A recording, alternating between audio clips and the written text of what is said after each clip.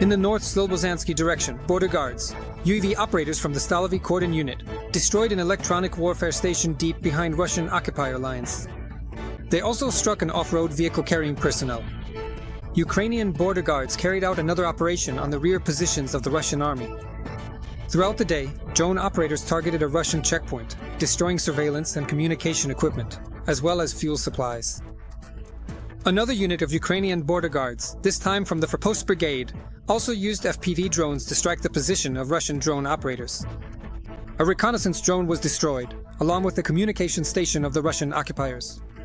At the same time, in the Lyman direction, the occupiers attacked the positions of the Ukrainian armed forces near Rekudub, Zelenaya Dolina, and the Serebryansky forest. In the Pokrovsk area, Russian occupiers attempted to push back Ukrainian defenders near Myrolubivka, Shevchenko, Udakny, and Kotlyarivka. And in the Novopavlivka direction, the Ukrainian armed forces thwarted enemy attempts to advance in the areas of Podom, Fedorivka, Voskresenka, and Novopil. There, the enemy is advancing and actively moving toward the Dnipropetrovsk region, creating numerous threats, including, for Pokrovsk as well. That is, this particular section of the front is causing, well, the greatest concern in this regard.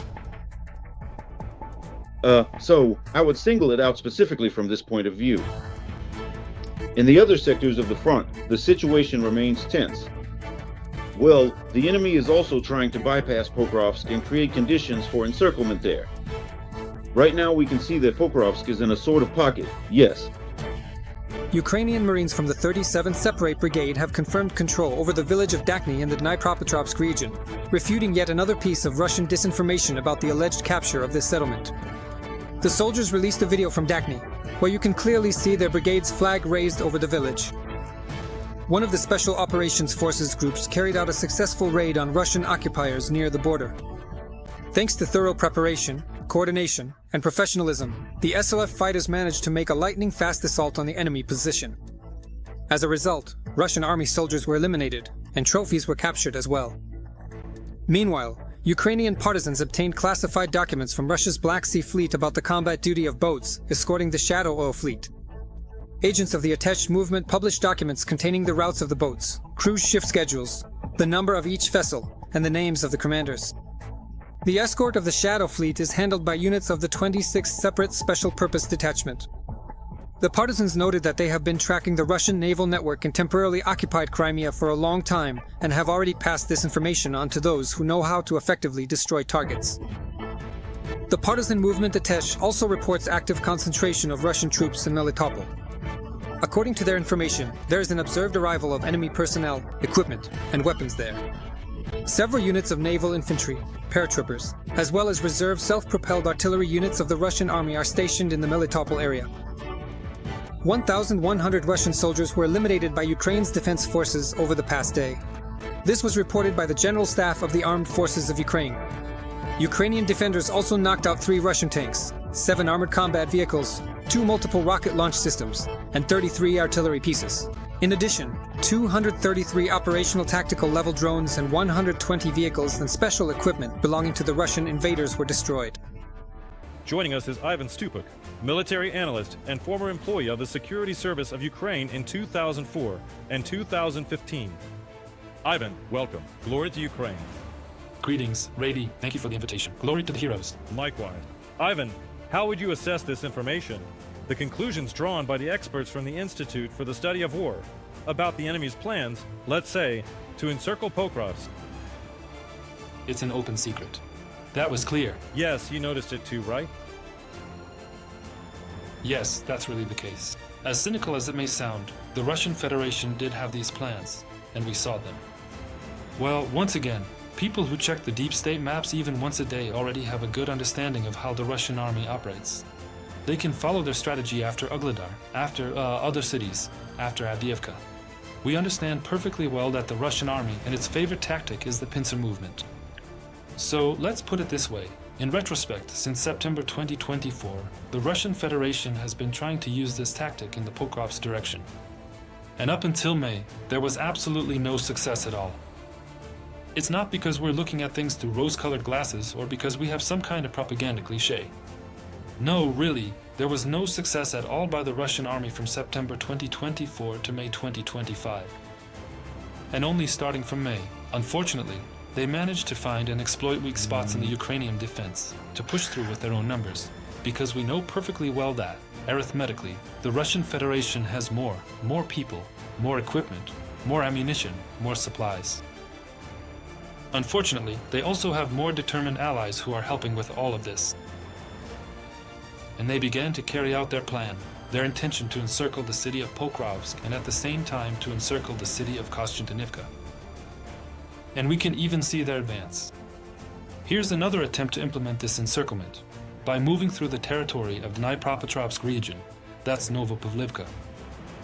They're trying, as I say, to make a wide sweep, going around the fortifications that Ukraine has built, the minefields Ukraine has laid, and the so-called kill zones that Ukraine has set up. What is a kill zone? It's a specific area of terrain, about 5 to 7 kilometers deep towards the enemy line, where everything is simply destroyed. As soon as anything starts to move, Ukrainian drone operators take off and destroy it. If a bush moves, there's a strike. Something else moves, another strike follows. So, it's basically a kill zone. And to sum it up, the Russian army is still trying to bypass the city of Pokrovsk, simply put, from the left, from the right, from the west, and from the east.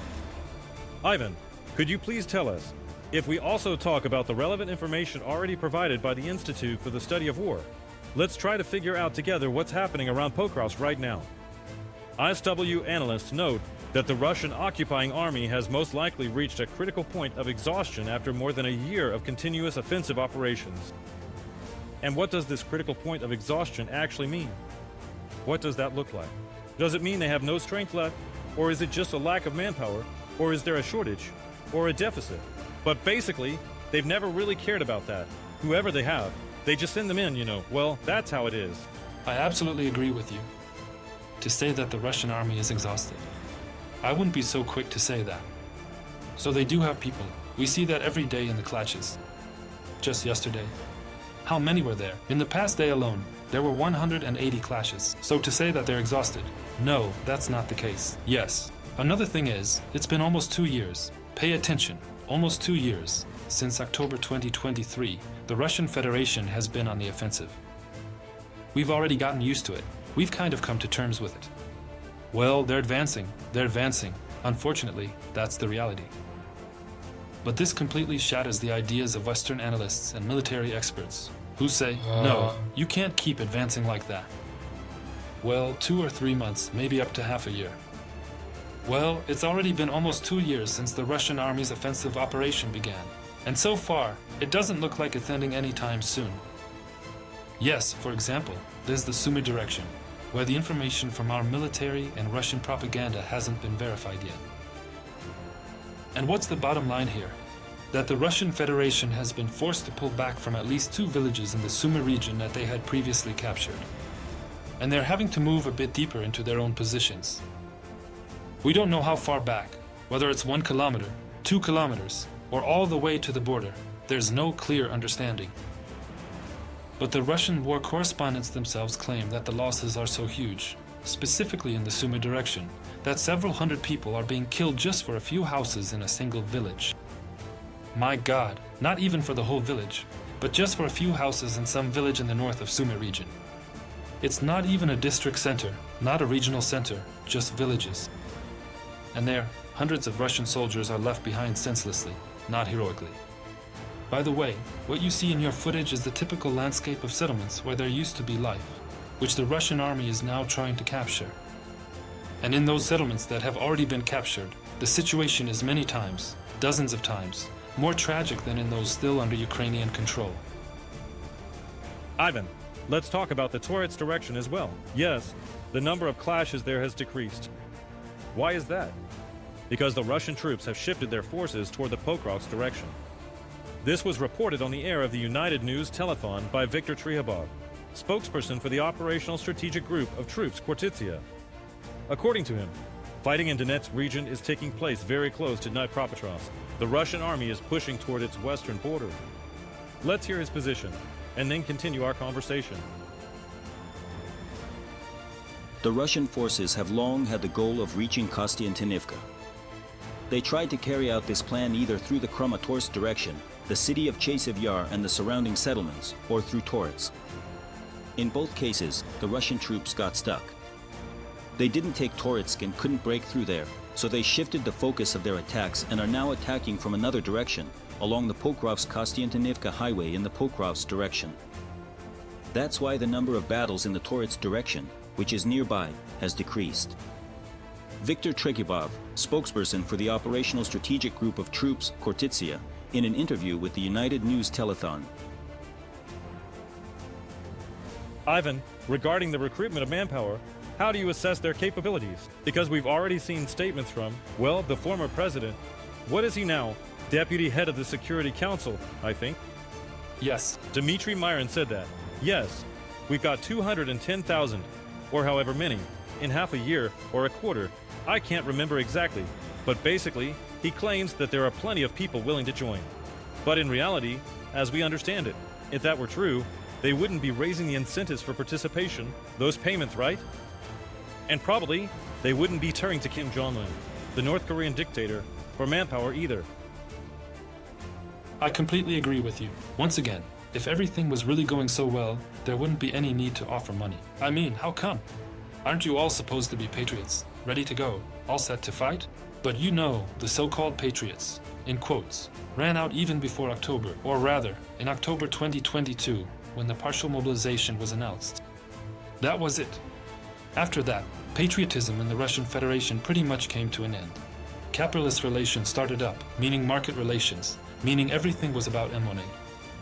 And not just for regular money, but for big money, for really big money, because people stopped going for small amounts very quickly. Again, according to various estimates, the last figure I saw, which was offered by some Russian regions, I think it was UFA if I'm not mistaken, they were offering 5 million. I almost said dollars, but rubles. And for your audience, for the Ukrainian audience, for the entire international audience, it's hard to understand. Is 5 million rubles a lot or a little? How much is that? But if you put it into Google, tell me, how much is 5 million rubles? Last time I checked, I think it showed about $50,000, so, well, according to the exchange rate. I mean, that's crazy money. Even for Moscow, that's crazy money. Well, is it? It's a lot of money, not insane.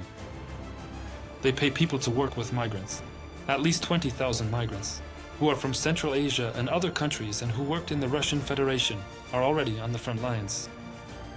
In addition, they're also working in Latin American countries, African countries, and Central Asian countries.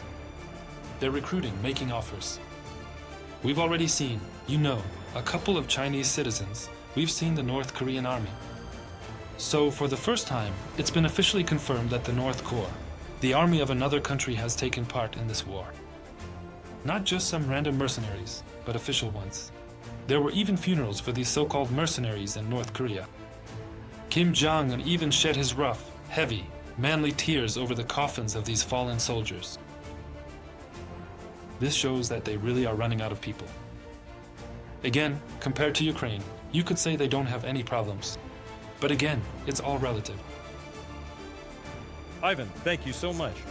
You know, as I was preparing for your segment, I thought I'd take the opportunity to read something to you and to our viewers. This is from Stavropol Media, and honestly, it's just beautiful. The headline goes, almost no rejections. How Stavropol's contract recruitment centers operate. Almost no one gets rejected. Every day, dozens of guys come in, and the first-class contract military recruitment centers in Stavropol are always crowded. Ivan, you see? And here we are with you. Here we are just spitting tales, you know, just talking nonsense and basically misleading people, it seems. Well, that's how it is. Almost no one gets rejected, Ivan.